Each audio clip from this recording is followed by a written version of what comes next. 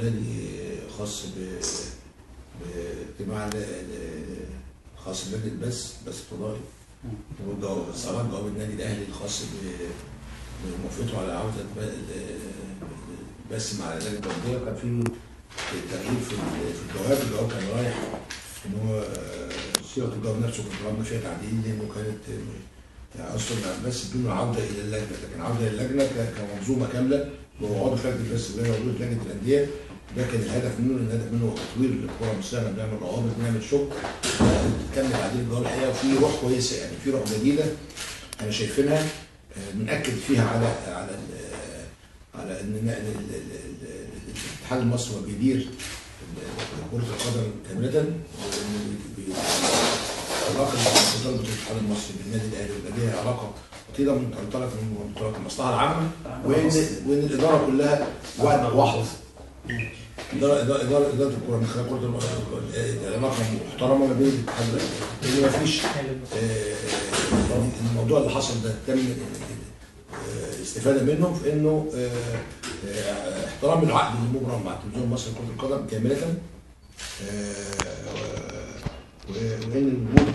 قنوات اخرى مع الاتحاد المصري لكرة القدم مع التلفزيون ده شأن خاص بالتعاقد مع التلفزيون اللي احنا درسنا طرف فيه. اكدنا ان احنا الشيكات اللي التعاقد او استمرار السداد مع الانديه، استطلاع راي جميع الانديه بالاجماع موافقه على توزيع النسب خاصه ب تم الاتفاق عليه في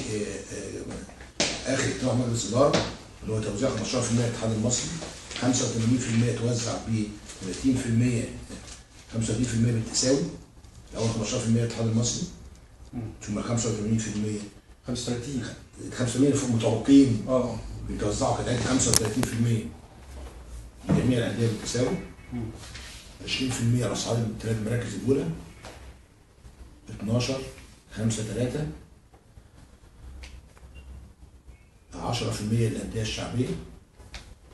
الجماهيريه، 10% للانديه الاكثر حصولا على البطوله الدوري، 10% بنسبه اذاعه المباريات. دي التوزيع اللي تم اعتماده في مجلس اداره الاتحاد المصري للانديه عليه بعد اعتماد لجنه الانديه هذا الموسم فقط،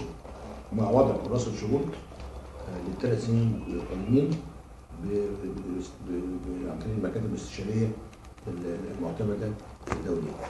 ده القرار الخاص بمشكله البث كلها اتحلت، ان هذا الموسم سيتم انتهاء دي نسب التوزيع اللي تم